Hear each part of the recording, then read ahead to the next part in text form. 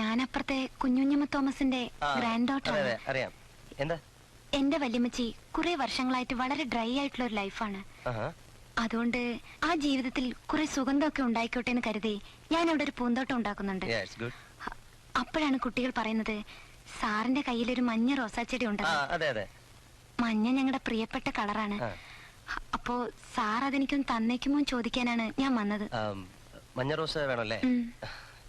അത് പിന്നെ നിങ്ങൾ അപ്പുറത്തെ വീട്ടിലെ ഒരു പെൺകുട്ടി, ഞാനിവിടെ ഒറ്റയ്ക്ക് കഴിയുന്ന ഒരാള്. അപ്പം നമ്മൾ തമ്മിലുള്ള ഇനിയത്തെ റിലേഷൻഷിപ്പ് എങ്ങനെയുണ്ടെന്ന് നോക്കട്ടെ. വരൂ, ഇരിക്കും പ്ലീസ്. ശരി.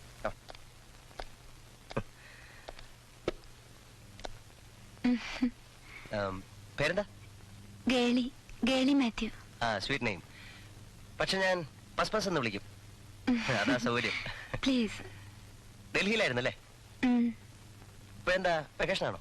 അല്ല, ഒളിച്ചോടിയതാ. എന്താ? ഒരു രസം. ഈ ഡ്രസ്സൊക്കെ ഡൽഹി തയ്പ്പിച്ചാണോ? ഹേയ്, റെഡിമെയ്ഡ് വാങ്ങിയതാ. ഇതൊക്കെ നന്നായി ചേരുന്നുണ്ട്. പക്ഷെ ഈ കണ്ണാടി ഉണ്ടല്ലോ ഭയങ്കര ബോറാ. കുറച്ചുകൂടെ സ്മോൾ സൈസാ ചേരുന്നത്. ഈ കണ്ണാടി ഒരു പ്രത്യേക തരമാ. എന്ത് പ്രത്യേകത? ഈ കണ്ണാടിക്ക് കോസ്മോ ഫ്രിൽ എന്ന് പറയും. എന്റെ ഫ്രണ്ട് ഫിലാഡൽഫിയയിൽ നിന്നും കൊണ്ടുവന്നതാ. ഇത് വെച്ചാ മനുഷ്യരിട്ടിരിക്കുന്ന ഡ്രസ്സുകളൊന്നും കാണില്ല. പിന്നെ ശരീരം മാത്രമേ കാണുള്ളൂ. സാറിട്ടിരിക്കുന്ന ഡ്രസ്സൊന്നും ഞാൻ കാണുന്നില്ല. എന്താ? Only your body. I mean the naked body. അങ്ങനെ ഒരു കണ്ണാടി ഇവിടെ ഇല്ലല്ലോ. ലോകത്ത് എവിടെയെങ്കിലും ഉണ്ടായിരുന്നേ പിന്നെ എന്തൊക്കെ നടന്നേനെ. ഞാൻ വിശ്വസിക്കില്ല. വേണ്ട, വിശ്വസിക്കണമെന്ന് ഞാൻ പറഞ്ഞില്ലല്ലോ. എനിക്ക് വേണ്ടത് ആ മഞ്ഞ റോസാപ്പൂവാണ്. തരുന്നോ? ഇല്ല. I am busy. You may go please.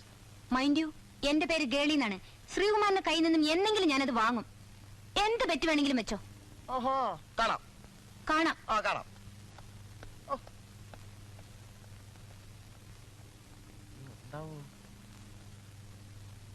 Hey.